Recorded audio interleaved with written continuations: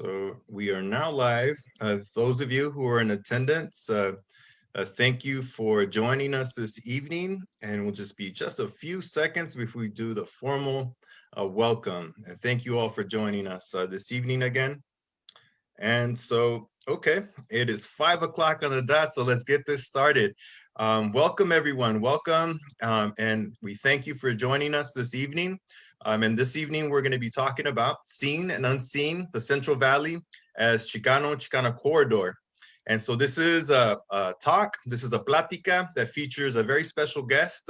We have Dr. Ella Maria Diaz, and this is a part of a speaker series known as Seen and Unseen, the Ricardo Favela Expressions of Chicano art.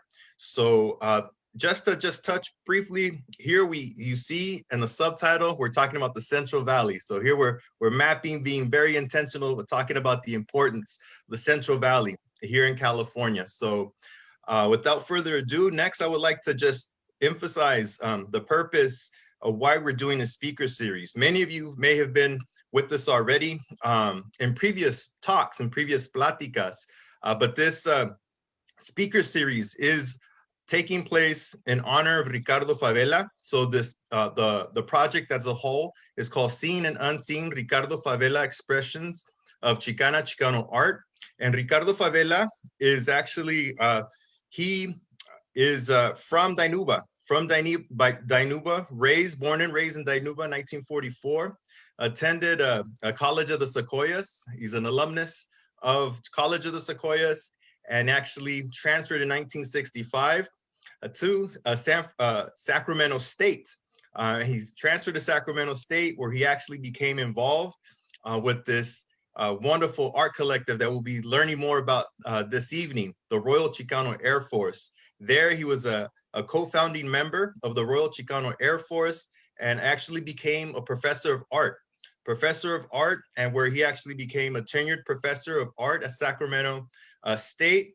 And he actually was, with his leadership, continued to lead the Barrio Arts program until his passing in 2007. So he is actually, his resting place is here in Dinuba in Central California. Favela is survived by his wife, Clara, daughters, Florentina, Margarita, Rosita, sons, Florencio and Manuel, and his sisters and brothers and numerous nieces and nephews. It's been an honor to be a part of this project, being able to learn more about the legacy of Ricardo Favela, to understand the importance of this individual here in the Central Valley and throughout California and throughout this movimiento of Chicana and Chicano art. So it's just been an honor, and just to provide you just some insight, we couldn't make this possible without the support of so many sponsors. So before here, we just are just thankful to so many sponsors.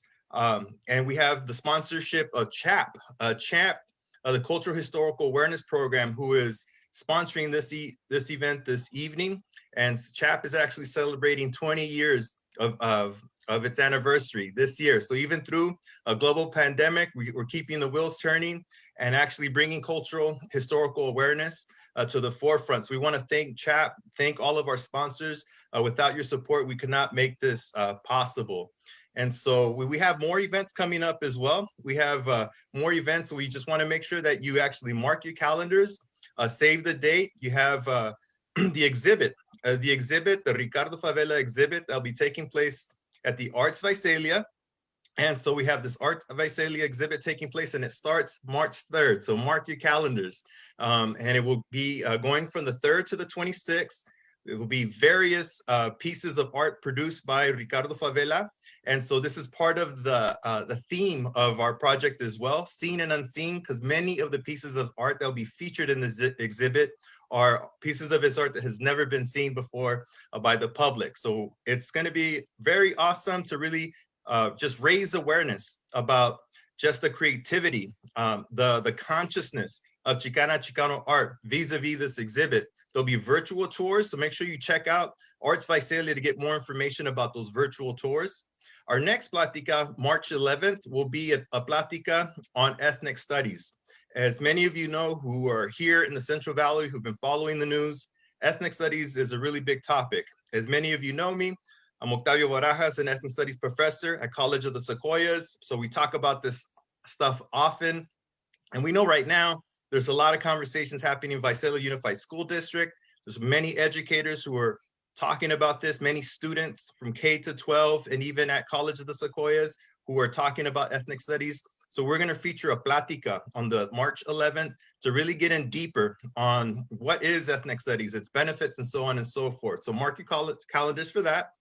And last but not least, we actually have March 25th as the final Platica in the speaker series. We have the art and legacy of Ricardo Favela, Jose Montoya, and Armando Cid as well. So we have this Platica. We're going to be able to hear from the loved ones of Ricardo Favela, Jose Montoya, and also Armando Cid, who are going to be part of that, a conversation to speak about the legacies of these outstanding founding members of the Royal Chicano Air Force. So we have the email there. If you want to get more involved, please reach out, let us know, and we'll be happy to plug you into the planning, and we can definitely make use of more people power to make this an even better. So, and now without further ado, I would like to introduce you all to our speaker for this evening to be talking about our topic is Central Valley as Chicana Corridor.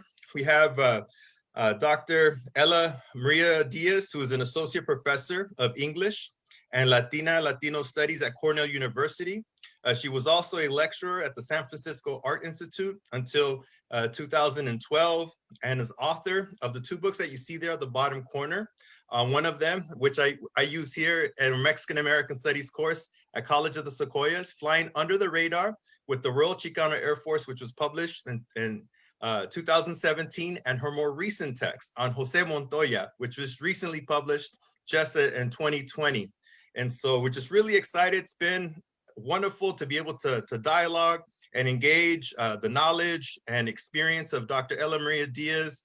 And I'm just really just happy to be able to have an opportunity to open up this platform so many of you can actually get the chance to hear Dr. Diaz present her wonderful experiences with the research. So without further ado, let's all give a good warm Central Valley welcome to Dr. Diaz. So I'd like to hand over the floor now to Professor Diaz.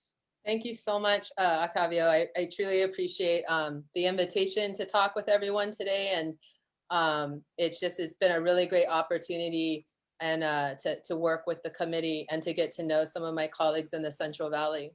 The idea actually for my talk, or the title of Central Valley as Chicana Corridor, actually developed from a conversation that started a year ago with Chicana art scholar and current lecturer at CSU Fresno, Carissa Garcia. And we were talking about the centrality or the centralness of the Central Valley to Chicano and Chicana art history, and not just in terms of the artists that are originally from the cities and towns and farm working communities that make up the Central Valley, but also as a historical place and an active site of Chicano art and cultural production. And by cultural production, I mean everything from theater and performance to protest posters in and of the agricultural fields, murales, music, ceremonies, and festivals, all with deep ties to labor and working class politics, especially the importance of the United Farm Workers Union, the anti-war movements and advocacy and protests against state violence among so many young people then and now. And so I'm super excited about the upcoming exhibition of Ricardo Favela's art and artifacts, and the emphasis on his time at COS from the point of view of seen and unseen. The show is currently in the works, as you know, due to the efforts of the stellar planning committee and the Favela family. Returning to my conversation with scholar Carissa Garcia, who's from Fresno and studies Chicana and Chicano, as well as Latino and Latina art histories in and of the Central Valley, she noted the recent place-based interventions in scholarship on the Central Valley, which I quickly read and I marveled at. And the book that she recommended to me was Latinx Environmentalisms, Place, Justice, and the Decolonial. And in her chapter on vanguard Chicana artist Esther Hernandez, Dr. Jennifer Garcia Peacock uses Hernandez's iconic Sun Mad poster not only as a historical object to interpret its satirical and political messages about the toxicity of pesticides and the harm that big agriculture causes its workers, consumers, and the natural environment, but also as a marker on a map which Garcia Peacock then meticulously charts all the way through the San Joaquin Valley and Dinuba to Hernandez's family home. And so she lays out this rich and deeply psychosomatic or emotional landscape of Hernandez's bioregion, this idea of being from a place on a cellular level, bioregion. And Dr. Garcia Peacock calls this a vernacular landscape, or the everyday mundane features of the built environment, such as roads, houses, irrigation canals, gardens, and bridges, as a tool to bring the homegrown messages found within Hernandez's print into clear view. She says that in doing this, to look at more closely at SUNMAD in this mode then brings attention to parts of the cultural landscape that are often not explored in architectural studies or environmental studies and histories, but they are vitally important to understanding rural Latino, Latina, Chicano, Chicana environmental experiences. What she's essentially saying here is that while they're not studied this way, with the stories of the people and the memories and the families that are produced there and the homes that are made, it doesn't mean that they're not there. It's just now that in environmental studies, we're beginning to think about people and look at these posters differently. That SUNMAD's historical context, the family histories, the intimate landscapes, the aesthetic vocabularies help explain a work as a particular thing, a piece of art that reveals the Chicano vernacular rural landscape as aesthetic ground, inspiration, and memory. The sense of place that Garcia Peacock builds through her close readings of Hernandez's iconic poster deeply resonated with me. In the preface to my book, you may recall that I elaborate on the concept of regional hegemony as Dr. Jose David Saldivar defines in Border Matters. Professor Saldivar testifies, or he tells his story of leaving South Texas and going to Yale in New England, where he thought the history of American culture was and is, because while he was growing up, he learned that culture always lives someplace else and never in his own backyard. I also went east, and specifically to the US Southeast, to study American literature in 2000 because I thought the history of American culture was elsewhere.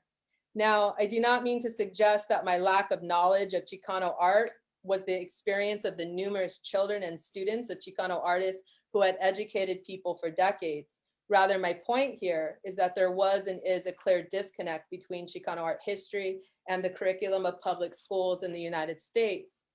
For me, it wasn't until graduate school in Virginia that I actually learned about Californiana writers like Maria Amparo Ruiz de Burton and the larger Hispano, Tejano, Mexican American, and Chicano literary histories throughout what is now the US Southwest. These literatures follow 16th century colonizations of indigenous peoples and their homelands by Spanish forces of empire, and then and only then, 19th century annexation by the United States.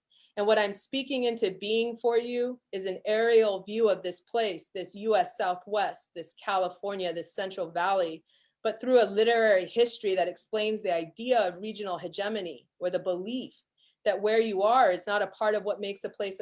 Like, what does Bakersfield or Visalia or Hanford have to do with what makes the United States or American culture writ large? And I argue now everything, but oftentimes we're not taught it that way.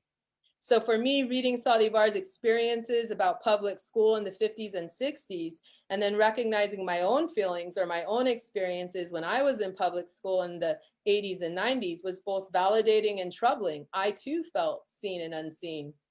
In my book on the Royal Chicano Air Force in Sacramento in particular, I was trying to intervene on the emphasis on LA and San Francisco as centers of Chicano art history by looking at and mapping Sacramento. So I also understand how it feels to be in between two places on a map. But with that said, maybe we're in between three places if we're thinking about the Central Valley in relationship to Sacramento and Chicana art history. So when Professor Barajas contacted me to give a talk about my book or some of the ideas from it in relationship to the forthcoming exhibition of Seen and Unseen, Ricardo Favela's expressions of Chicano art, he mentioned this notion of regional hegemony and how the Central Valley is often overlooked or bypassed for discussions of San Francisco or LA, and how this disregard is part of the local narrative or the story that many Central Valley artists continue to tell and feel. And while this sense of coming and going continues, in reality, the Central Valley is possibly one of the most important, if not central point of the history of Chicano and Chicana art. And on that note, maybe the centrality of the Central Valley should not be framed in the same way as destination cities. Put another way, maybe the approach for thinking and talking about the Chicano art history of the Central Valley should not use the same mapping terms or concepts like those used for LA and San Francisco and nowadays the capital city, Sacramento. Perhaps doing so diminishes the unique role of the Central Valley as a channel, passageway, conduit, as a corridor. What if all the comings and goings, the leavings and the returns is the power of the Central Valley's Chicano art story? Let's not forget the historical processions of people to and from this central space. And as Chicano artist Gilbert Lujan draws here, Lujan, better known as Magoo, was born in French Camp and was a vanguard Chicano sculptor, muralist, and painter who co-founded Los Four in Los Angeles. Magoo is among countless Chicano and Chicana artists born and raised in the Central Valley, including Esther Hernandez, as I've mentioned, but also Rupert Garcia, Ernesto Palomino, El Teatro Campesino, and especially Ricardo Favela. But what do we see here in this illustration? What's going on? People are marching from where to where, and that famous Magoo Volkswagen bug. I first encountered this drawing or spent time looking at Magoo's Volkswagen bugs with Kevin Cruz, now a PhD student in Chicana and Central American Studies at UCLA. And Kevin's work on Magoo's paintings and drawings of people on the move was part of his essay titled Gilbert Magoo Lujan, A Whimsical World and Refined Rascuachismo, that he created for one of my classes in 2017. I'm sure we'll see it in a forthcoming publication. But the flag on that bug says RCAF, and the sign says join the Concilio. And that stands for the Concilio de Arte Popular, which was established in 1976. And this was its magazine. Note the date and edition of the magazine in which Magoo's drawing is published. The Concilio eventually was headquartered in LA after several meetings in different locations, including Sacramento in 1975. The Royal Chicano Air Force was a major presence in the formation of the Concilio, and a major goal of the Sacramento meeting, quote, was to solidify Chicano Latino artists into one body that can more effectively deal with the urgent questions of economy, health, culture, sexism, racism, legal, and all other needs basic to the artist as a worker.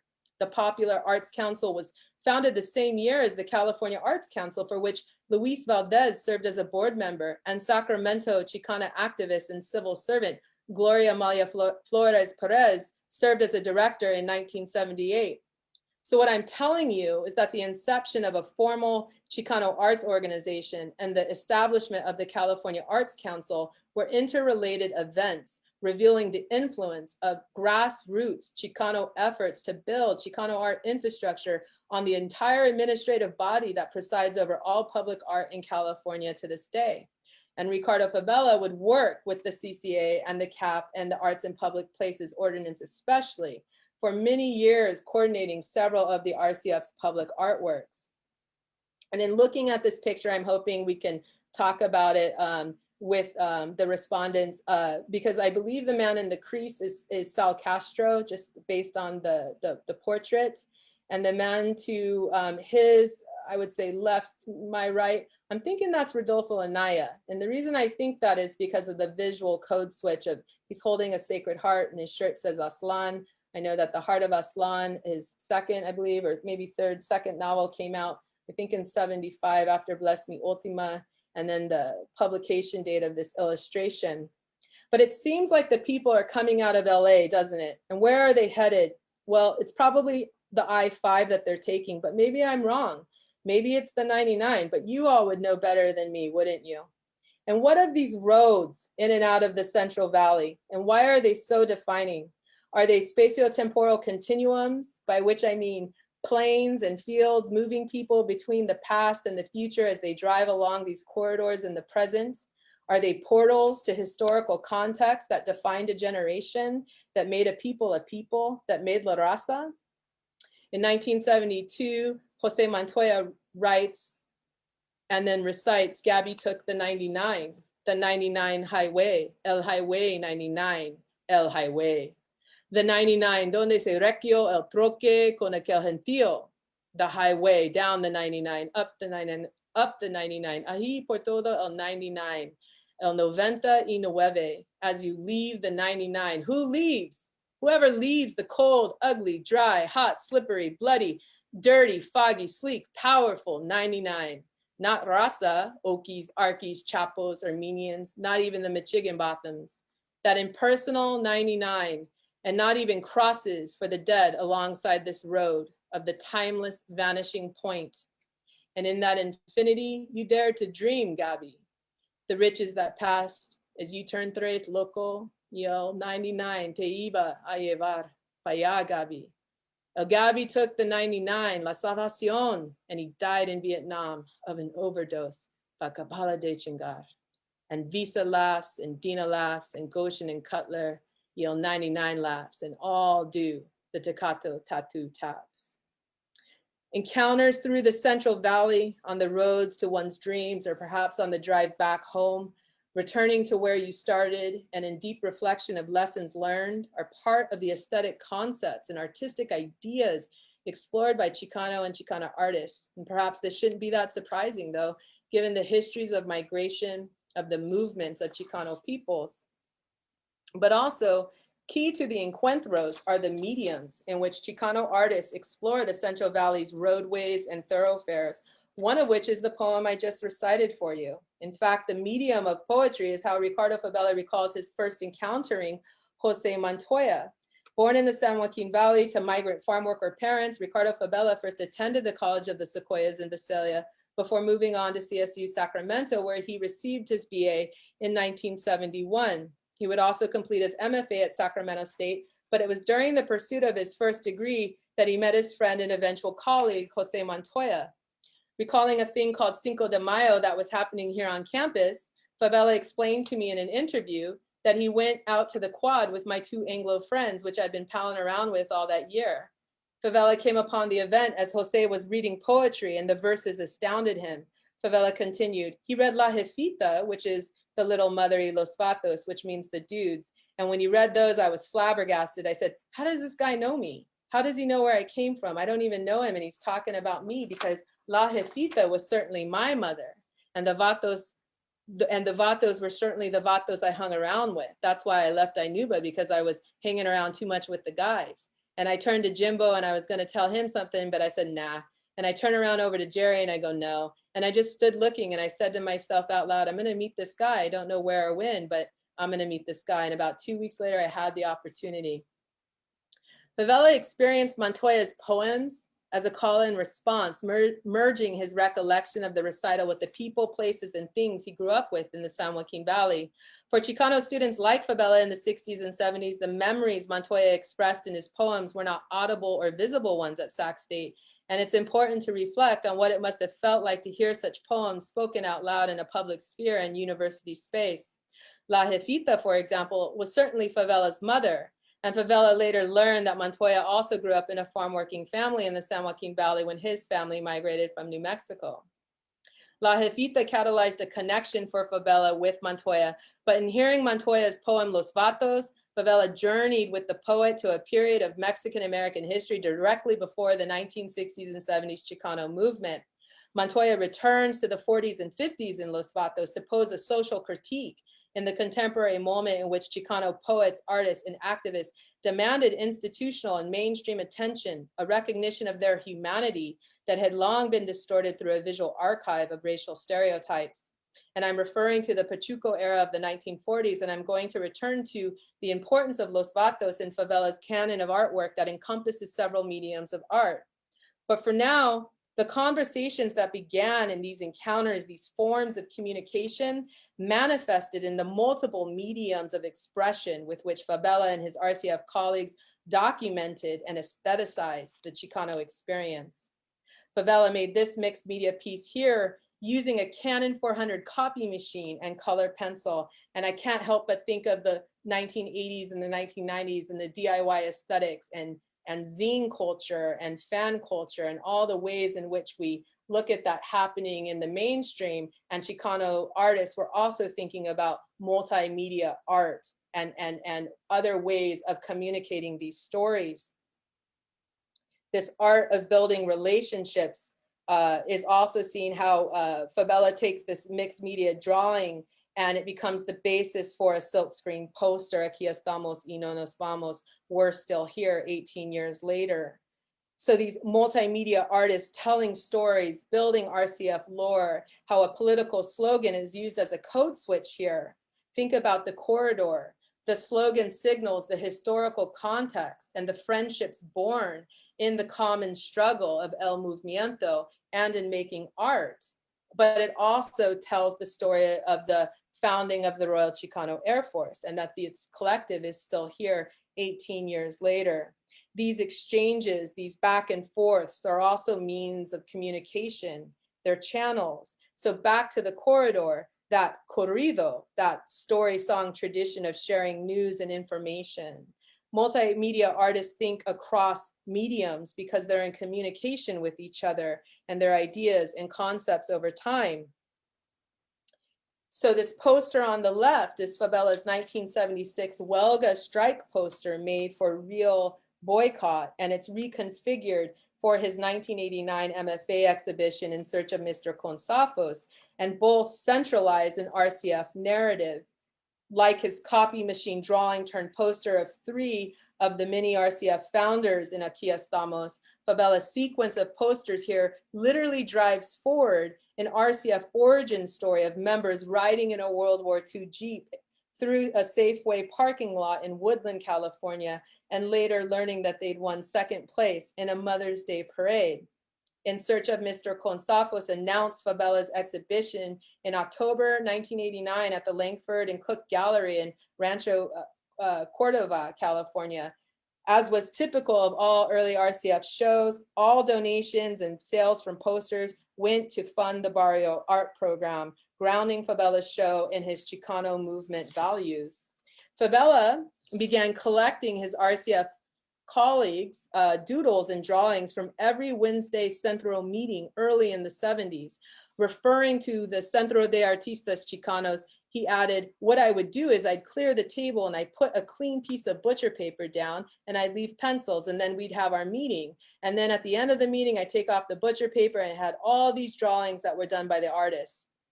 Favela stores his colleagues' drawings, explaining that he was the pack rat, or the person who has all the stuff. And it worked out real well because for my art show, I had all the stuff that I needed. And then for other things that came along, I had all the stuff that I needed. It was really good, but I never knew why I was doing it. While Favela claims he didn't know why he was collecting his colleagues' drawings and why he was keeping all of these records, I think he actually did know why. He was surrounded by reasons at Sac State, where he worked within a university and was being exposed to academic processes and methods for collecting. He also was surrounded by RCF colleagues that had their master's degrees and had trained in art practices like numbering your series, learning how to put certain posters away and use the rest for the protests. It was recently pointed out to me that perhaps some of these ways of marking one's art was actually taught to Ricardo by Armando Cid, his RCF colleague.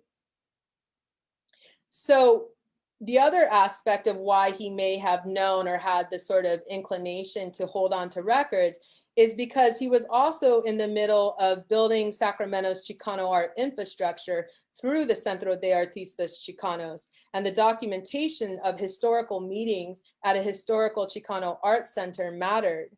In his recollections of holding on to RCF art and ephemera, Favela mentions his MFA art show, which benefited from his proclivity for collecting. Thus, the RCF's archive actually starts when the group formed and Favela began storing its records, especially RCF posters. Favela's poster collection was exhibited for the first time in 1989 when he coordinated his In Search of Mr. Consafos show. This was primarily made up of the RCF posters from the 1960s to the 1980s, and he developed the show as the final project for his graduate degree, and in doing so, he established the first RCF comprehensive poster catalog. He also prepared a historical synopsis of the RCF's posters in which he commented on the changing attitudes towards Chicano art in the late 20th century and the goals of his exhibition, which included the preservation of Chicano art's historical past, and specifically the history of the RCF during the Chicano movement. This was his thesis. It's still available in the Sac State Library. Favela's exhibition goals resonated in the thematic intentions of Chicano art, resistance, and affirmation, Cara, the first nationally touring exhibition of Chicano art in the 1990s. And while I don't expect you all to read these overwhelming documents here, the reason I'm showing them to you is because I've been presenting screenshots of Favela's posters from online using the Online Archive of California. All of that is available to you online. You can search his digitized collection, his artworks and the photographs, as well as the RCF collection and other members. And what you're looking at here is the guide to the Ricardo Favela papers. SEMA 72 is its collection number, but it gives you a sense of the breadth, the scope of what he held on to. Note here in series 2 correspondence, all the letters between Jose Montoya, Esteban Villa, and other RCF members. And you see here the memorabilia from the trip with Jose and to Paris, France. Also correspondence over overseeing the creation of public art like the mural Laserium. But to distill or underscore a few of my points, Favela's poster show preceded and anticipated the first nationally touring Chicano art exhibition, Cara, and 2, his archival instincts in collaboration with several RCF members to deposit their collections at UC Santa Barbara's SEMA contributed to the group's national visibility in the first multi-city Chicano poster show between 2000 and 2003. This show, organized by UC Santa Barbara's University Art Museum, titled Just Another Poster, Chicano Graphic Arts in California, relied heavily on the RCF's posters in the now Santa Barbara collection. The exhibition tours the University of Texas at Austin, certainly the Art Museum at UC Santa Barbara, Sacramento's Crocker Art Museum, and several other institutions. And the title of the show, Just Another Poster, was based on another RCF artist, Luis Gonzalez's 1976 silkscreen, This Is Just Another Poster, which adorns the cover of the exhibit catalog. But for the show held at UC Santa Barbara's Art Museum in January 2001, this poster by Favela was circulated as the announcement. Originally, Favela created this poster for the Centro de Artistas Chicanos in 1975, and it features 2 calaveras or skeletons dressed in contemporary clothes. One of the calaveras holds a frame still dripping with paint up to the other's face, playfully suggesting the production as well as the exhibition that took place at the Centro. Intended as a business advertisement, Favela's poster also notes the services provided, posters, murales, y clases de arte para la gente, as well as the Centro's local address and local phone number. And I like to point that out because this is a moment thinking about Garcia Peacock's work where this poster, beyond art object, is also working as a primary source of history. It's telling us a history of location of the Centro, one of its locations in downtown Sacramento. But in its original context, as an advertisement for the Centro de Artistas Chicano, Favela's poster gestured to the spiritual support that the center offered artists and the community who used it. In the central image, the 2 comical skeletons attempt to hang this picture, and Favela includes dual cosmological symbols that reference the cardinal directions in Mesoamerican thought: north, east, south, west, and most important, the center, the centro, which is indicated by smaller circles within larger circles. And while all Mesoamerican civilizations reference the cardinal directions, in Aztec representations, the center symbolized the 5th sun, or the current epoch. Favela's RCF colleague, Juan Manuel Carrillo, explained to me that the symbols on the poster, quote, always reminded me of the symbol in the New Mexican state flag, and that Favela's reference to the 4 corners is stark. Through our growing knowledge at that time of indigenous spiritual and cultural traditions, we learned of the greater meaning of the 4 directions. A longtime director for the California Arts Council, Carrillo's emphasis on the fusion of Mesoamerican and Pueblo spiritual signs in Favela's poster documents a generation's growing knowledge of indigenous spiritual orders and the Chicano sense of place through Favela's representation of 2 small circles within larger ones. Thus, a visual pun on the idea of a center communicates the importance of this place to the Royal Chicano Air Force. When the poster recirculated, As an announcement for a university art show for Chicano art, it takes on yet another meaning as one of the skeletons attempts to capture or trap the other in a frame that still drips with paint. In this new context, as advertising a 2001 Chicano poster show, the image comments on the new appeal and collectability of Chicano art in the 21st century. Ironic and bittersweet, the poster in this context resonated with the uncertainty that many RCF members felt and still feel concerning institutional collections. Returning to the Vatos Favela hung around with in Dinuba and the deep resonance he experienced in hearing Montoya's poem Los Vatos in the quad at Sac State, I want to reflect on another medium in which Favela communicated the Chicano experience. The RCF represented artists who worked in multiple mediums and were expert in several modes of art. And Favela was a ceramicist and one of the originators of the Chicano figurine that today we may recognize and admire as the Homies brand. But Favela was working in clay and was hand molding individual pieces and firing them in kilns. This was an artistic labor. The innovation of his ceramic work was not lost on his RCF colleagues, and especially Jose Montoya, who in his artist statement for his own 1977 Pachuco art show claimed that he began the Pachuco art series in 1969 after viewing Ricardo Favela's Vatito sculptures. As I've already noted, Favela was an art student at Sac State by 1969 and then earned his MFA from the university and joined the department's faculty. A founding member of the Royal Chicano Air Force, he worked closely with Montoya in the Barrio Art program, serving as its director from 1977 until his untimely death in 2007.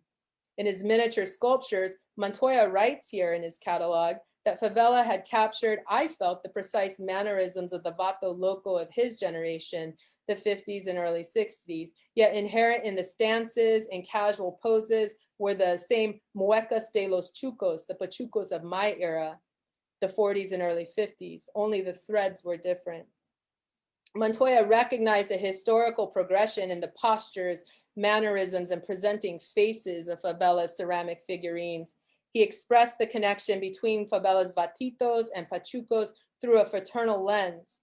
Montoya writes, when I saw the series for the first time, my first impulse was to perceive them as the younger brothers or even the sons of the earlier Pachucos. I had always drawn the Pachuco, but it was after that that I began toying with the idea of a series. That series went for almost 8 years and is still going. Positioning the link between Pachucos and Vatos through a patriarchal line of descent, Montoya used the idea to rethink the concept of the art series as a genealogical or familial framework. While Montoya, quote, had always drawn the Pachuco and he amassed a huge array of artwork on La Pachucada from his own sketchbooks, drawings, and paintings to murals and poems, he didn't perceive his collection as a kind of record keeping. Well, not until he saw Favela's sculptures and noted the resonance with his own work. Montoya realized then he had visualized a historical sequence between 40s Pachucos and present-day Vatos, advancing an aesthetic methodology for documenting Mexican-American history. The fusion of genres, methods, and intellectual concepts in Chicano art was a central means of production for Favela, Montoya, and the RCF in the 1970s and beyond. As Montoya remembered the impact that Favela's Vatito sculptures made on his Pachuco art series, recall how I mentioned that Favela was in the audience and heard Los Vatos when Montoya came to CSUS to exhibit his art and read his poetry. As a concept and aesthetic idea, Favela's Vatitos traveled once again into or onto another medium in the 1980s and to communicate other representations of Chicano heroes, ones not necessarily associated with war or conscription. It is into state forces that enforce the national agendas of empire. Reconfiguring the Chicano soldier as a community leader, fighting on behalf of the Chicano movement and for labor, housing, land, and educational equity, the RCAF turned to ordinary veterans as a source of Chicano community, solidarity, and healing. Ricardo Favela redresses the absence of Chicano heroes in announcement poster for veteranos. The poster was created for the California Department of Mental Health, but it also reflects the RCS process of artistic collaboration, of communication. Based on RCF member Hector Gonzalez's photographs, of Favela's clay sculptures. The poster foregrounds several of Favela's ceramic vatitos, or the little dudes, walking together and in conversation. Look at the staging here of the figurines and the sense of movement created by the camera angle captured by Hector. I can hear the artists talking to one another as they're positioning them and capturing this sense of movement in a photograph turned silkscreen poster. Favela's Vatito figurines signify the poster's caption, instructing veterans to talk to each other for mental health. Sus amigos son buena medicina, hablanse. A black emblem in between the Vato figurines announces a new oath for the Chicano veteran to live by: the culture, family, respect, harmony, brotherhood, health. Written in Spanish, the pledge echoes the transformation of Chicano masculinity in the 60s and 70s, as the notion of brotherhood transformed from military service into community service during the Chicano movement.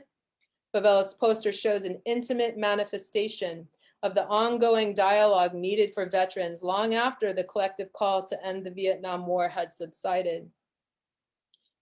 So in conclusion, I offer my work cited.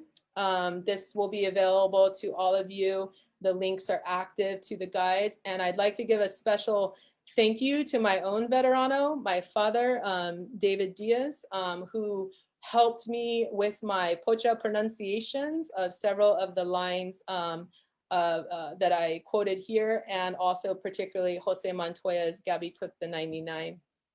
Thank you so much for listening and watching. Awesome, awesome. Thank you so much, Ella, for that presentation. That was awesome. And for those of you who are with us, we have 86 viewers on this call this evening. Thank you so much. We have people in from New York, here all over the Central Valley. Show some love there for our presenter, Ella, in the chat box. And so we're going to get to this next portion of the Platica. And so we still have plenty of time to play, everyone. And so you just set up the Platica in such a wonderful way, Ella, to share so much content, images, the poetry, the vatitos, talking about the Centro Valle as a corridor. It just offered us so much to take into account to really make this final part of the event such a fruitful discussion. So I also want to remind those of you who are listening in, who are viewing now, and on the Zoom, you can drop in some questions. I think we're having some technical difficulties with the Q&A feature. So if you have comments or questions, you can go ahead and drop that into the chat. And we are going to get into this next portion of the Platica. And so for all of you who are with us, we have special guests for this portion. We have members of the Royal Chicano Air Force with us this evening, everyone. We have two special guests that I would like to introduce. And so first, I want to introduce Josie Talamantes. Josie Talamantes is a longtime advocate for Chicano Park and a member of the Royal Chicano Air Force, and born in Logan Heights in San Diego. She was a part of the effort for the establishment of Chicano Park since the beginning, and still involved to this day. In conversation with Josie, I learned that she's still involved and is on the verge of opening up a museum there and a center in San Diego Chicano Park. So this is awesome. Josie is also a graduate from UC Berkeley, worked in mental health services and also through the Sacramento Concilio, and worked at Sacramento City College, where she met members of the Royal Chicano Air Force, and where she was able to join the Colectiva. She returned to San Diego in '79, became the director of the Centro Cultural de la Raza, and also coordinated the first nationally touring exhibit of Jose Guadalupe Posada artwork. For those of you who are familiar with Posada's artwork, can see some of the images that we saw in Ella's presentation. You could see the iconography of the calaveras presentes. So here we have Josie Talamantes, who was very key in bringing that work on a national tour. Returned to Sacramento in 1980s. She married Armando Cid and became director of La Raza Galeria Posada, and earned her master's degree from Cal State Sacramento, and served as chief of programs of the California Arts Council for 26 years, and efforts leading to Chicano's Park, and was very critical and central to Chicano Park being added to the National Register of Historic Places in January as of 2013. So Josie, we have Josie, and next I would like to introduce Eddie, Fast Eddie, which was named by Ricardo Favela. So Fast Eddie also became involved in the Royal Chicano Air Force Art Collective, and through his political activism through the Chicano movement. And so exposed Eddie to multicultural art history and Chicano art expressions. Eddie is actually also a DJ, involved in the practice of music as a DJ, Música Chicana. For over 10 years, Eddie hosted La Onda Chicana, and he's involved to this day, formally doing lectures in juvenile justice, to youth culture, and cultural arts and community and academic venues. Eddie holds a BS degree from the UC Davis in community regional development with an emphasis in social cultural anthropology. And he's currently enrolled in the UC Berkeley Extension, working on a certification, child and adolescent treatment and trauma-informed interventions, which really helps out the work that he does today, working with the youth in schools and juvenile correctional institutions and community services. Eddie has been very central, everyone, to the organizing of this, bringing, a lot of this conversation of Ricardo Favela, making sure that the exhibit will be actually featured here in Visalia with all the community members. And so Eddie's also a committee member of the planning group, and also he was a mentee, Ricardo Favela, very close to the Favela familia. And it's because of Eddie that we've been able to foster a relationship with the Favela familia, and to be able to offer, the exhibit and the activities that we're doing here in the Centro Valle. And so we just really want to thank, and actually at that personal note as well, is Josie, married to Armando Cid, brother-in-law of Ricardo Favela. So it's really important to mention those personal connections that are present here. And so without further ado, I really would like to open up the Platica at this time. And we have a series of questions that are coming in very quickly on the chat box. The chat box is hot. There's a lot of conversation and interaction going on at this time. So what I would like to do, just open this up to the four of us here. I'll be moderating. I can ask some questions. We have some questions in the chat box that I wrote down as well. We have some questions in terms of the vatitos on the size, and I think Tina, daughter of Ricardo Favela, commented on the size of how big they are. So Christina, you have your answer there. But Eddie and Josie would like to actually have an opportunity for you to maybe make some responses here to the presentation that you just saw. This is a bit of, for some of us who are learning about this stuff from a different position, right? For those of you who are involved as Royal Chicano Air Force members, how does this resonate? How does everything that you just heard? Can you please respond to the presentation that you just heard? ¿Qué les pareció?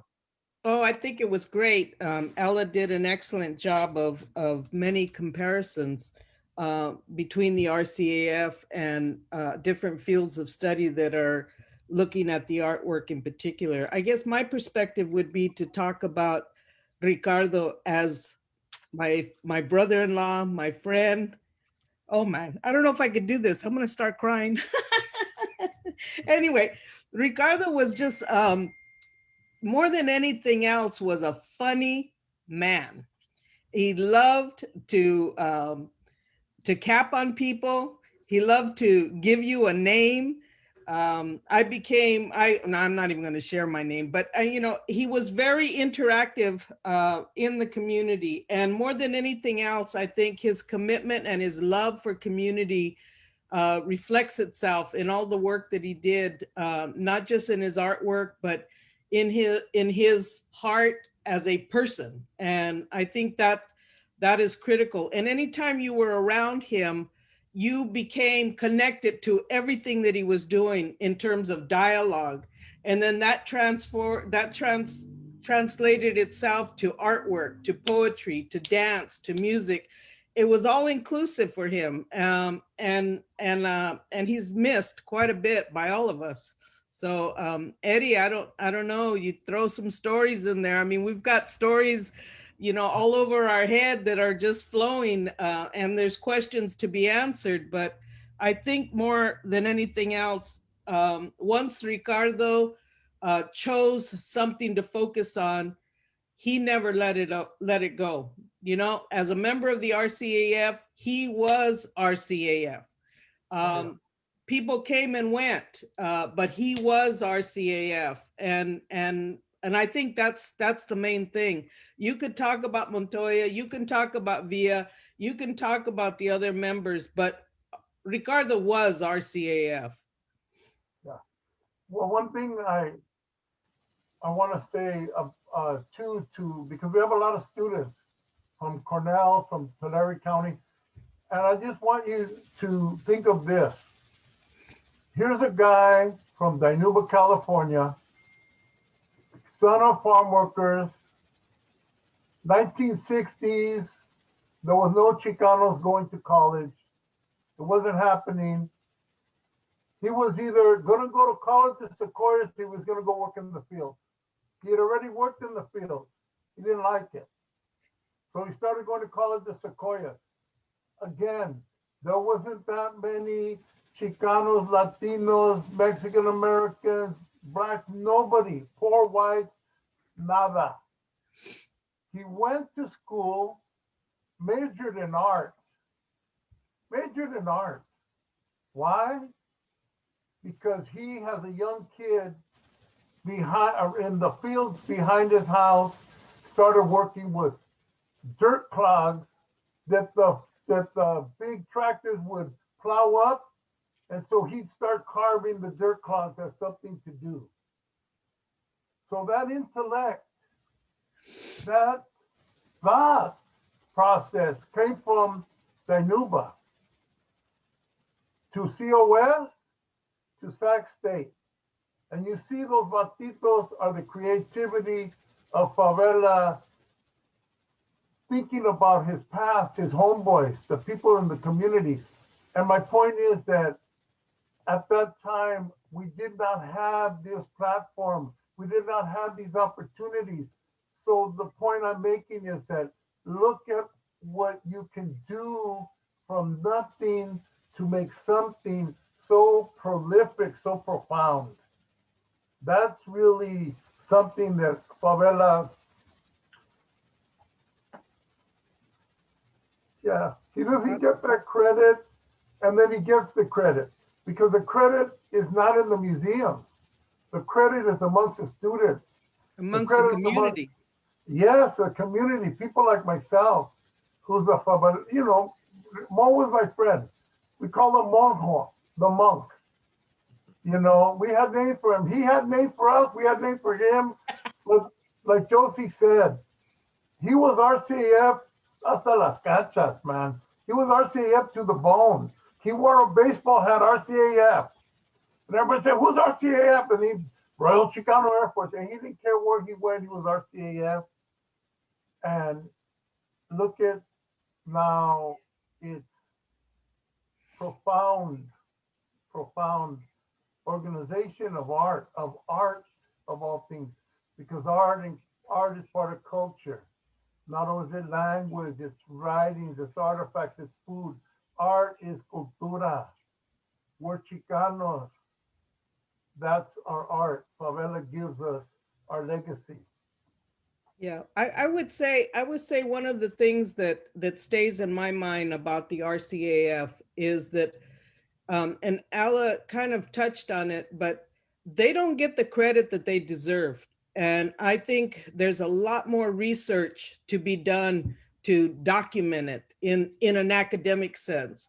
Within the community, within the Chicano community, within the centros de culturales, statewide, in the Southwest, Ricardo was known and recognized. I mean, I can remember being at a meeting in Dallas, Texas, and I mentioned RCAF, and the first thing this older gentleman says, "Oh, I know Ricardo Favela."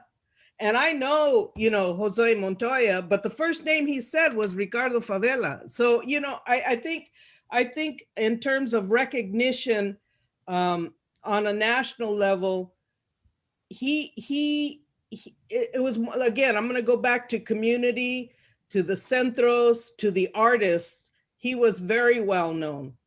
To the academy that writes, and I think Ella started to talk about this, the focus being Los Angeles and San Francisco, and there's no attention to the Central Valley. The Central Valley is bursting with arts and culture that hasn't been documented. And I love the title of this exhibition, Seen and Unseen, because it's so relevant. I mean, there's so many people in that environment there that, you know, I don't know that you know, they're affiliates of the RCAF. I mean, you've got Ernie Palomino that is part of the Royal Chicano Navy. You have the Tortuga Patrol that's out of Santa Cruz. You have, you know, Toltecas and Aztlan that are down here in San Diego. And, you know, he was one of the master painters with Villa on the exhibition of a mural that's in Chicano Park. And when we look at our restoration book, you'll see Ricardo Favela's picture in there. Although, you know, his name is not attached to that mural. Esteban Villa is, but Ricardo was the co-artist on that mural. And he is recognized. I mean, you're seeing it now, the Smithsonian exhibition that's coming forward, and it's got all these seriographs, and they're recognizing, and it's about time. I just wish they'd also recognize Armando Cid, who was a prolific artist and badass, and he's not recognized. He wasn't recognized in the Cara exhibition. He wasn't recognized in the Smithsonian exhibition, but you know, it's okay, you know, because we're going to do a show of Armando by himself at the museum, at the Chicano Park Museum and Cultural Center. And then Clara and I have been talking about another project, which will be, you know, Los Cuñados, which will be Ricardo Favela and Armando Cid. So I think it's important to recognize the impact on a broader level that the RCAF had. And I say RCAF, I say Ricardo Favela. And yes, it is a collective, an artist collective that is referred to, but it was bigger than an artist collective. It was a community collective. And it felt like, you know, how do you say, blue collar, white collar, red collar, whatever you want to call the collar workers. I mean, we had legislative representatives. We had the mayor at one time. I mean, these are all people that were RCAF. We had, you know, Auto Naves that worked on our cars when they broke down. You may not have gotten your car back, but, you know, they worked on our cars, you know, and there were danzantes, you know, the danzantes, La Señora Cobb. This was all part of RCAF, and in the narrow focus of recognizing only the visual artist is at a loss, because the RCAF was broader than just the visual artist. And I mean, and that's not to invalidate the visual artists, because they were badass artists. And I can tell you by my years at the California Arts Council, you know, they were doing work that was avant-garde at that time and not getting credit for it. Everybody now is doing multimedia or interdisciplinary art or multidisciplinary art. They were doing all of that type of work way back when, before it was in vogue. You know, they were a collective before it was in vogue. You know, they were ahead of themselves, doing what they felt was important for community. And through that, they were educating community through seriograph, through murals, through music, through poetry, through danza. And it went on and on and on. It was broader than just visual arts. Thank you, Josie. Thank you, Eddie, for adding that personal touch here of your memories of Ricardo Favela and all the things that you're offering with those comments. We have 75 participants with us this evening, and we still have a half hour of playtime.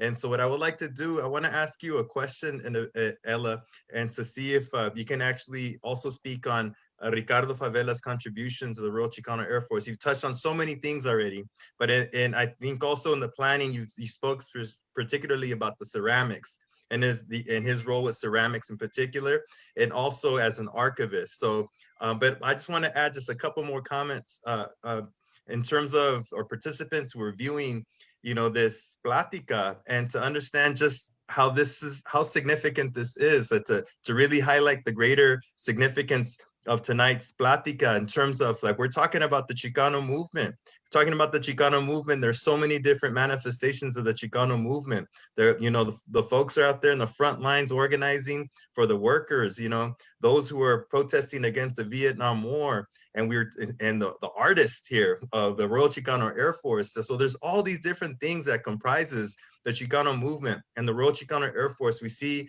Ella's presentation that is touching on a productivity that goes into the 70s, 80s, and 90s, right? And so we see that this is very significant because this is the messages that are surfacing up right now in the Central Valley, is that many of the youth, they want to know more about this history, this cultural production of Chicanas and Chicanos. And so that, it's filling in a void of so much activity that's taken place before before 2000, so Ella, could you please maybe also speak to some of these things that you mentioned during the planning moments of this talk, in terms of the ceramics and the archivists and the importance of Favela, or something else that maybe Eddie and Josie brought up that you would like to comment to? Well,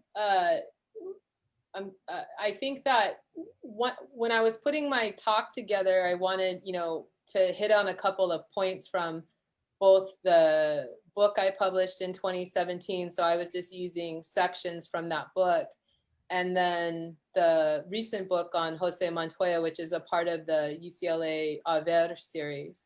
And so it's a single subject study of one artist. And I didn't choose the artist that monograph is about. I completed the book on it. And but anytime you talk about one of the members of this collective, it's difficult to sort of pigeon them out of talking about the collective, and it becomes somewhat problematical. And I was trying to address that by talking about the reciprocity, the circulation of ideas amongst these artists. That they were deeply dialogical artists. They were always in conversation. They were conceptual artists. They were thinking about how to communicate particular stories. They were very deeply concerned, given the era in which they came of age and then made art. If you think about representation nowadays, the refrain amongst the young people is representation matters.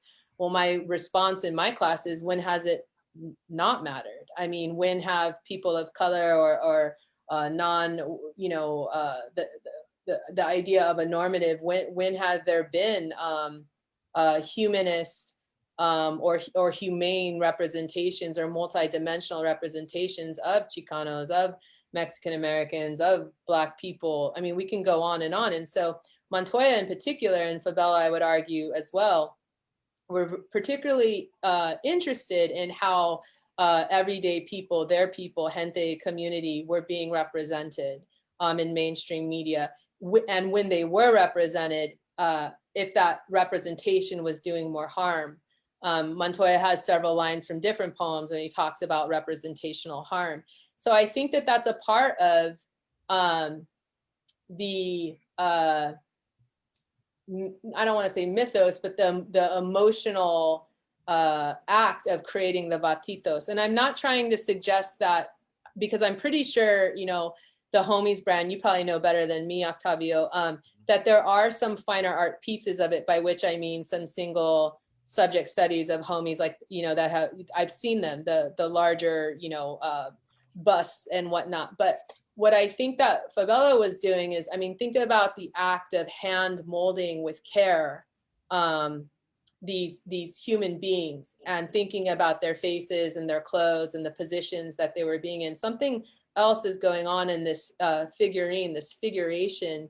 And And when we think about ceramics and when we think about small statues of people, you know, in the 1969, we're not necessarily thinking about a guy that you know from the barrio, right? And so he's making, you know, what I call in the book on Montoya, the extraordinary ordinary, making people the center and the site of not just visibility and representation, but art object. And also Favela, if you look around the collections too, Sacramento State has an available online catalog now that has a couple of photographs of some of Favela's ceramic figurines, and he expanded over time, and he had representations of African-American men in the 70s, and he has athletes. And I think it may have a visual index to the Black Power salute at the 1968 Olympics. It just feels like there's something going on there with his figures of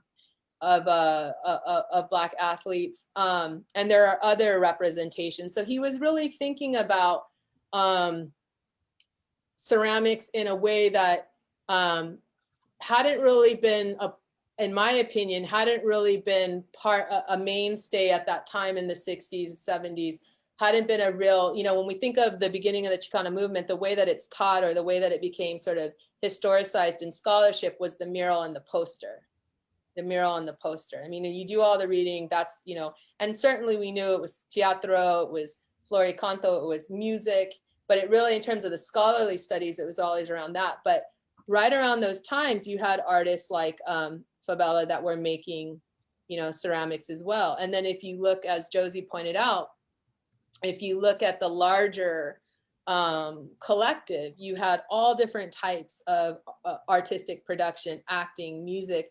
And then one of the arguments that I make in my book, particularly about the women, in which Josie actually is the person with who I open performing La Mujer Nueva with.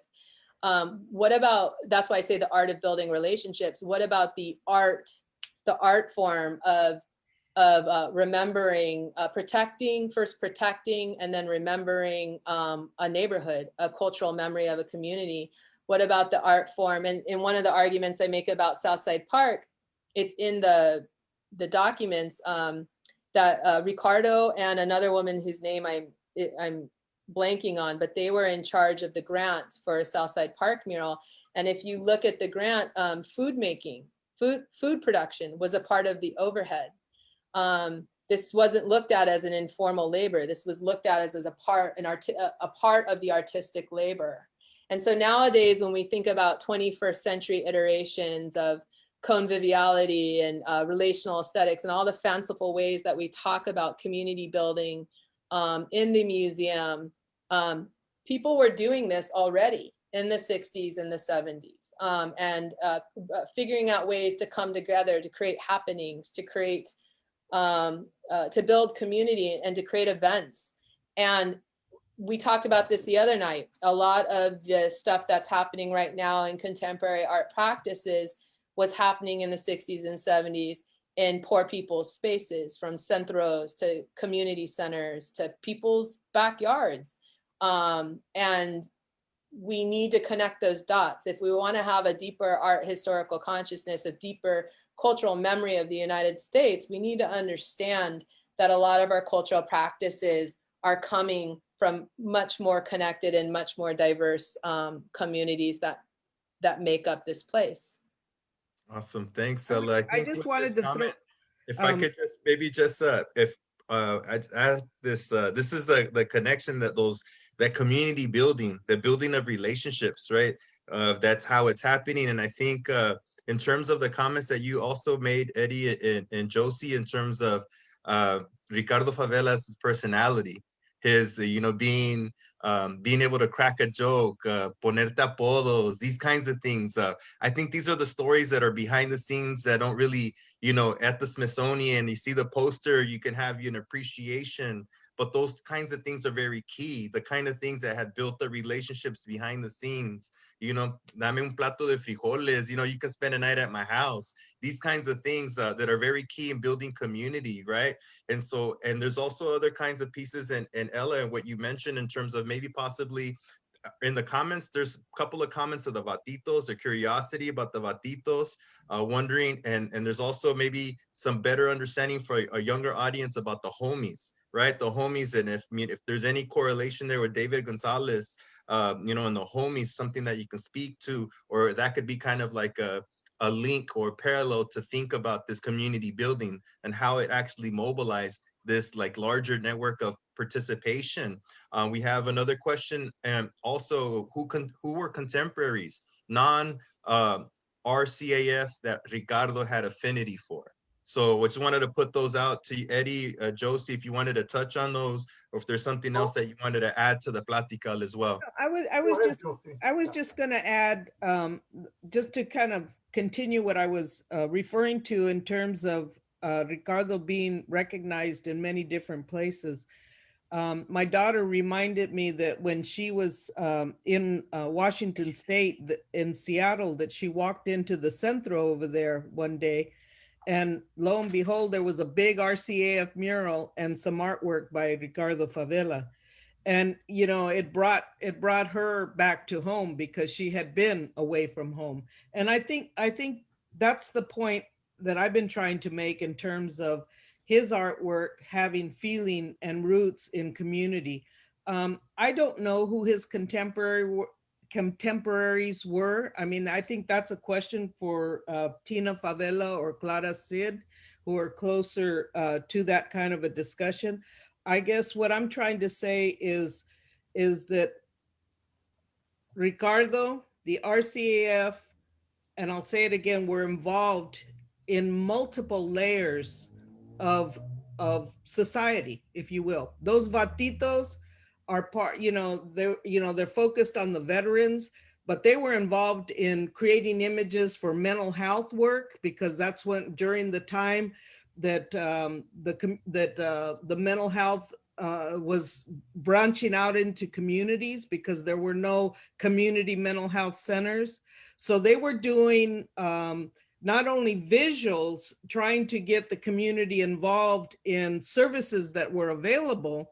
And it wasn't to treat mental health, because the focus was not to treat mental health. The focus was on how to maintain positive mental health and positive community development. And that's what the RCAF was so awesome for, because they focused on positive community development utilizing the arts.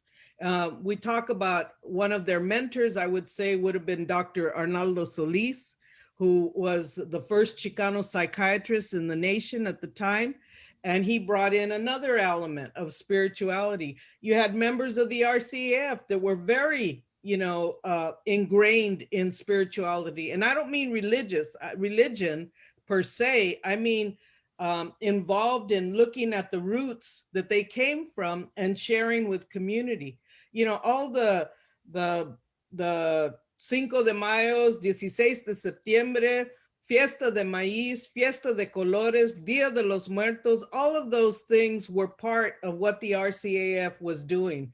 And again, I'm going to reiterate, the RCAF was not just the visual artist. It was beyond the visual artist. It had a life of its own, and it still does.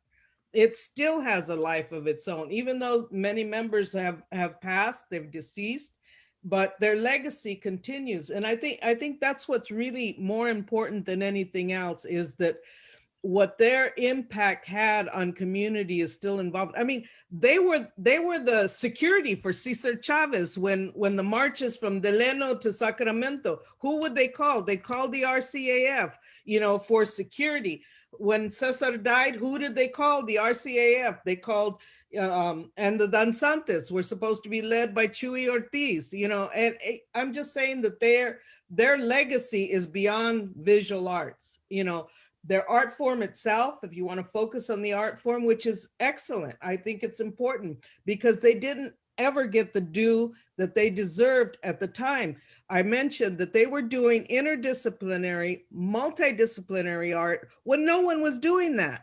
And so when their work would be shown, all the traditionalists would be looking at, and what is this? This is a mix of art. And then they couldn't understand it. I mean, it's all understood now. but it at that time they were ahead of themselves, and I think that's what's important to remember. And I think Ricardo was a very important component of that, because he never really left his roots, and the RCAF didn't leave their roots. They didn't go after to promote themselves. They may be doing that now because people need to make money, but at the time you signed your posters RCAF. It wasn't signed by individual artists. Those of us who knew them, we knew whose artwork was whose work, but it was RCAF. It was the collective. And it included the collective in making the serigas. If there was a poster, if Cesar was coming, you were at somebody's house, you were in somebody's garage, and you were either screening, pulling, hanging, or getting the dryers going, or numbering. You were working. There was no ifs, ands about it. We were working. I wanna Please. just say something. I had the honor of going to Seattle, to Centro de la Raza with Montoya and Favela when they painted that mural. And I want to just say something, answer some questions that were in the chat, and I'm going to answer them like this. First of all, when Montoya did the 99, there wasn't the Southeast Asians that are in Tulare County now. So I want to do a shout out to the Hmong and the Lao in Visalia and Tulare County, and part of this thing too is we have to understand this. I love to say this. Tulare County goes between the first and second number one in agricultural production. They make billions of dollars a year. It goes between Tulare County and Fresno. So you're talking about an area between Fresno and Visalia that profits in billions of dollars a year. Having said that, one of the most prolific posters that deals with environmentalism back in the 80s, not in the 21st century, back in the 80s, was done by Ricardo Favela's neighbor, Esther Hernandez. It's called Sun Mad Raisins. Esther grew up in a town called Dianuba, California, and her rendition of Sun Mad Raisins is the most produced piece of Chicano art in the United States of America. And with that, we also talk about representation. We got to talk about the women, las muralistas mujeres in San Francisco, all the sisters from San Diego, the Josie, Clara from the RCAF, and there's more. We have to talk about representation. It was not only about the things. We have to understand that, like Josie said, it was a lot of people. There was people that came out of Folsom Prison that were very instrumental in the RCAF. There was people that were winos. There were people that were heroin addicts. There were people who were housewives. There was, different walks of life. And again, there has to be said that there's an intellectual, really, tenet in the RCAF that runs through it. And it's not necessarily the great philosophers of the West. It's Chicano philosophy. It's street philosophy. It's cabula. It's all these jokes and all these craziness that come, that you all know that are listening because you live it, because we're Mexican Americans. Locura cura. Locura cura. That's right. Craziness cures, and also cultura cura. So, don't take those enchiladas don't, when your mama makes food, don't just take it as, oh, that's just Mexican food. Hell no. That has sustained us. Tamales, tortillas. Don't say, oh, no, that's nothing. No. That's something. And go ahead. I was just going to add, one of the things that Ricardo did is he dedicated himself to the youth.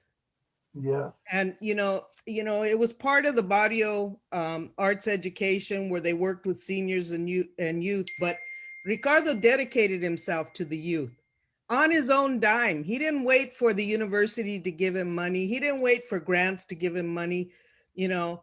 And there were times there wasn't a whole lot of money, but that money went to art supplies for youth because he wanted to ensure that the youth had access and could know that art could be created out of nothing. Yep.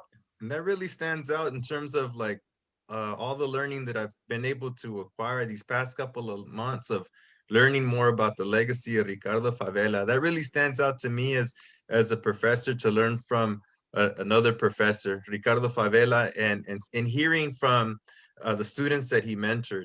That's a constant. That's a constant, the importance, the kind of relationships that he had in terms of having students in the office space, in terms of supporting the students in their projects, hearing some of his former students talking about how he would like be co-headlining an event with a student that didn't consider themselves on par with Favela, but would be, you know, doing these kinds of things with the students. So I think that's so critical. And thanks for adding these very important aspects about Favela's mentorship, which is really key. And so I want to ask this next question. Let's see who would like to respond to it. We have, it's pretty complex. It's kind of coming off as a comment, but it has to do with like Favela's art career and the way it, in an academic institution. Okay, so the idea is, so the comment goes that Favela's art career trajectory seems to be, it may have been sheltered in the academic institution of art. And there's like a question to know how supportive was the fine arts and his academic colleagues, and if there was any pushback on the style that he would actually do, and was this considered different than quote unquote academic art. So the academic setting is really good to shelter for artists who make substantive expressions of cultura, regardless of their pressures of commercial success. So commercial success, quote unquote, has always been a misconception within society for defining what art is important and the significant to art discourse.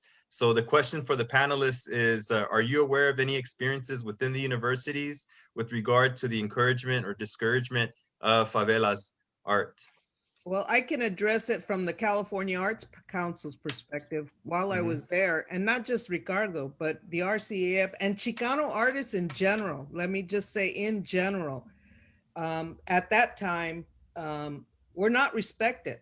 I mean, look at Los Cuatro, you know, they had to go and, you know, Bogart to get into LACMA. Look at Osco out of LA, you know, they had to paint the walls in order to get into Osco. No one appreciated Chicano art. That's why we created the Centro Culturales, because we had to find a way to sustain ourselves. And those centros statewide and nationwide really were what sustained us. With regard to academia, I'll leave that to Ella because I don't work in that vein too much, but I will say I was around a lot of, at the Arts Council, peer review panels, as they're called, professional artists, professional museum directors, professional curators, and they all looked at our work as if it was childish work. I mean, I heard or it was looked at as folk arts. And, you know, the times that I was able to speak up and also bring in panelists that had a sensibility of Chicano or BIPOC, Black, Indigenous, people of color art, then people started to be able to articulate the depth of those pieces of art. And you know, Ella very eloquently talked about Magoo's painting. She talked about Ricardo's, you know, batitos. She showed you the posters that he was doing, but I think that the images and how things were structured were not in the vein that they had come out of academia with. Although these guys all came out of academic training. I mean, they had the training behind them. They just weren't appreciated because Right. it wasn't the traditional artwork that was being done, you know, at the time. Thank you, You know, Josie. I'm sorry. Yeah. No, I was just going to say they go beyond that. I mean, they included that level of community involvement, of spirituality, of politics, of injustices, environmental injustice. If you look at those images that they created, they were all talking about what we were all going through at the time. Right. Thanks. And that So we're just- still going through, for God's sake. Most Right. definitely. We got 5 more minutes until we reach the time, but also want to interject to let everyone know on the Zoom that that there might be a technical difficulty. Hopefully not, but one of the computers may be rebooting, and if that happens, we may have a technical difficulty of this coming to an earlier conclusion than when we anticipated. Just a little FYI, if it happens to go kaput. But we still got 5 minutes. Ella, if you please. Yeah, I Mhm. will. I will say, you know, I echo everything that Josie and Eddie have talked about. You know, two people that have bore witness to a generation and a decades of history. I mean, and we're very fortunate, and this is for the students, we're very fortunate to have so many of our elders, and particularly of this vanguard generation amongst us. And so my project began by talking to people, talking to maestros and elders, and sitting for hours with Esteban Villa and recording him for hours. And then I moved on to other members, and it took a year to transcribe by hand with a pencil all of those interviews. And I didn't get to everyone because I didn't live this history. I'm a scholar, a young person, a historian. But over time, I got to meet more people and have conversation and listen as I began to put the story together for a book based on my dissertation work. That also sent me to California Ethnic and Multicultural Archive at Santa Barbara, but only after I had listened to the stories and transcribed the interviews, so that when I opened up those paper files and looked at the addresses on things and the pictures, I kind of knew what this neighborhood, and I kind of started to put it together. And I saw a lot of pictures of women that I hadn't known before because they weren't coming up in the conversations as much. And I started to understand the depth and the tapestry of the Royal Chicano Air Force and all the ways in which it came into being. But it really started with the oral histories and talking to the elders. And so I can't stress that enough for the young folks that are interested in recovering this history. The Teresita Romo papers are now at Sacramento State. When my book came out, I was quite pleased to see a young graduate student went and used my book, but then also interviewed Tere and looked at her collection and corrected me on a few things. And in the wise words of Walt Whitman, and who then is translated through Jose Montoya, that's the whole point of it. Go to the sources, listen to the elders, look at their collections, correct the record. That's how we produce knowledge, and that's how we perpetuate a cultural history and a cultural memory. In terms of how the Academy looks at Chicana art, I echo Josie's lived experience as an arts administrator. There are several histories about the exclusion of Chicano arts for various reasons, from the poetry to the letteros to the music and then to the visual art. And then in the postmodern sense, you see all of the Chicano aesthetics that are taking place. A couple years ago, I had the privilege and the honor to go to the New York MoMA for the first time in my life. And I walked into the new acquisitions room, and it was all about protest art from around the world. And they had this huge installation of art on cardboard. And I stood there and I looked at that and I thought about Rene Yanez, and I thought about Guillermo Gomez Pena, and I thought about Jose Montoya, and I thought about what Josie has said several times, and I think Eddie said once, making art out of the materials at hand, that art can be anything. And I thought about how this is now circulating as postmodern aesthetics, and how it had always been a part of American art making. Poor people's art, Chicano art, people of color's art have always been thinking about representation with the materials at hand, the extraordinary ordinary. So I think that just to speak to those questions and to give some advice, you know, how can I get interested in this? Go online, Google California Ethnic Multicultural Archives, explore the collections. They're rich, they're deep. the Centro Cultural, as Josie knows, is also there and available to you online. The histories await you. And then also explore the collections at your own COS that are currently under works, right, Octavio? That's right. You can follow that LibGuide right there. And if Justin or someone else on the committee can drop that hyperlink in the chat, you have resources there. It's free and open to the public. This talk here is being recorded and will be uploaded to the COS LibGuide as well. So these are things that you can reference and revisit in the future. And that's wonderful advice there too, to speak to the elders. That's why it's awesome, Josie and Eddie, that you're here to be able to provide, reflections, what it was like during that time. Ella, your presentation, giving us so much in-depth presentations on the conversation that you're giving us to think about the Central Valley as a corridor. It is 6:30 on the dot. If it's okay, if it just hang in there, we got the problem resolved. The technical issue is resolved. So it's not gonna just like unplug on us.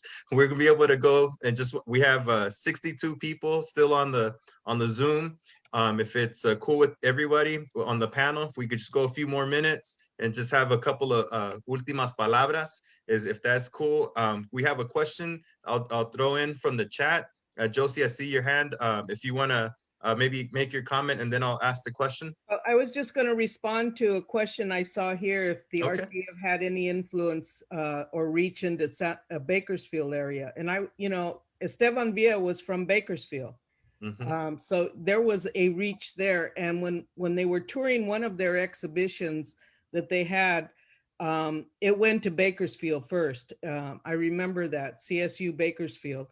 And then the other question was, does the RCF have any connections to any political party in the United States today, or is it just localized to California as a community? And I would answer that in that they were always involved in politics. Their artwork reflected politics. And I would probably say, at that time it was, the Democratic Party with Cesar Chavez, and we were working with Jerry Brown, trying to, get rid of the short hoe and other things that we were working on at the time.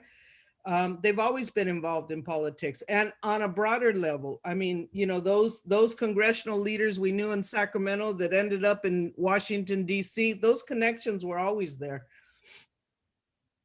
I'm just answering their questions there, but I think back to Ricardo Favela and this exhibition. I think it's a wonderful thing that you're doing, and I think the work. Thank you, Octavio, Eddie, for focusing, and Lucia, and the other people that have been working on this for a whole year. I think this is a wonderful thing to do. Ricardo, in his heart, all along, was from Dinuba. He was never from Sacramento. He lived in Sacramento, but he was from Dinuba, from Visalia County, from Tulare County. So I'll leave it at that. Thank you.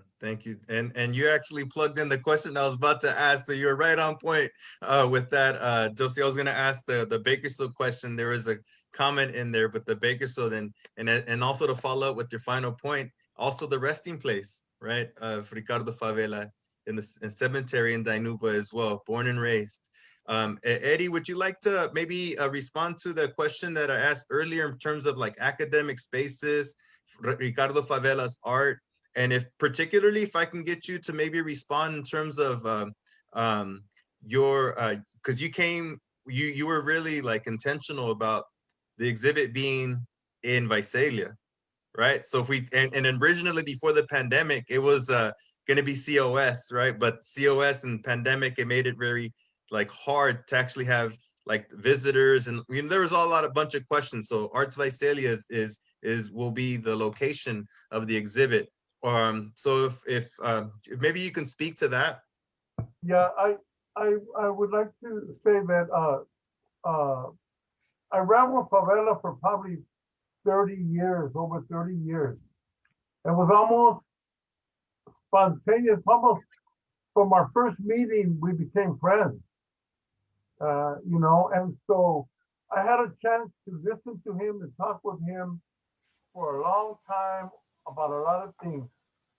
Favela was very an intellectual person, and he was very down to earth homeboy. He was very funny. He was very witty. He was very political. And one thing that to this day stands very vivid and that is the truth is that the systems, academia is always saying, we can't find a qualified candidate. We cannot find somebody who could teach this class, who could be an administrator, who could do the job from time immemorial.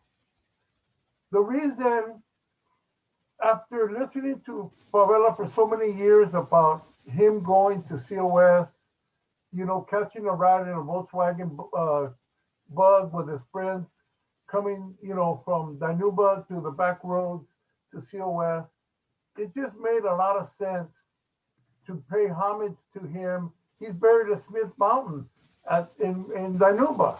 You know, and it just made sense because he would tell me about how he came to COS and he was going to go to Cal State Fresno.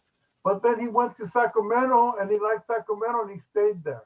He told me the story about meeting Montoya over and over. I mean, these are famous stories in the art world, you know, knowing Jose, knowing Villa, knowing everybody. And it just seems to me that it makes sense to do a show in the cuna, in the birthplace of Favela, because not too much happens there and everything happens there. It's kind of an oxymoron, but it's kind of the truth. Because if you look at Favela's work, you look at somebody like Esther's work, you look at other artists who come from the valley, you know, the Arte Americas in Fresno, Ernie Palomino, you know, all these people in Bakersfield, you know, Stanislaus, you look, but they never get their due. Montoya lived in the valley. Malaquias, his brother, Professor Emeritus from UC Davis, lived in the valley. So it just made sense that it's about time that we kind of bring our smoke to Dinuba and let it rise. And hopefully the students got something out of these Platicas and see the show and realize, and because Favela for me is the consummate teacher. He taught me that. So I say to the students, if a guy from Dinuba, California can come to the university or to the community college and then go to the university to become a full-fledged professor and to have the influence that he did, I'm sure there's many people listening that can do the same. And we need you. We need another generation, 2 generations. You know, we need people to come behind us. That's what the RCF was about too, a lot. We need another generation or 2 or 3 or 4 or 5. Yeah. I think the last thing I'll say is none of those artists could have done with what they did without their wives. So No. you've got to look at Clara Sid, you know, and I'm not going to name all the wives everybody had, but I'm going to focus on Clara. And Clara should have been on this call talking, but I know she doesn't like to do that. But those artists could not have really pushed forward. They would have still done what they did, but that, you know, having the support of their wives was a big thing. And all of Ricardo's family are artists. So that's important to know as well. Thank you. Thank you for those comments. Wonderful messages to leave in place, that family element, and speaking to the generations that come, Eddie. That's powerful. Very, very powerful message for our viewers. And Ella, any final comments? No, I think that this was tremendous conversation. I think that we, especially during these times, have the time and the presence of mind and the focus to turn to our elders and to talk to them about their memories. In my own putting together of this presentation, I would encourage everyone maybe to check out the RCF book that I wrote. It's certainly not comprehensive and all-inclusive, but it does address many of the points that Josie and Eddie have brought up today about the interconnectedness of the issues, the political struggles, the need for social infrastructure, all made through these very artful and artistic ways of bringing a community together and creating a Chicana culture. But in putting this talk together, I too reached out for help, like I said, with my Pocha pronunciations of certain words and rhymes in Spanish, and talked with my dad, and we had a meaningful conversation that we hadn't had in a long time, and it got him going. Even last night, he wanted to practice with me again, and we started talking about my own grandfather, who was older than Jose Montoya and Favela, and but we talked about the one picture, but come on, Pop, he had on a zoot suit, you know, and he was of this, you know, this was his era, and let's talk about, and we started talking about that, and he told me a memory he had of meeting one of my grandfather's Pachuco friends when he was a young man.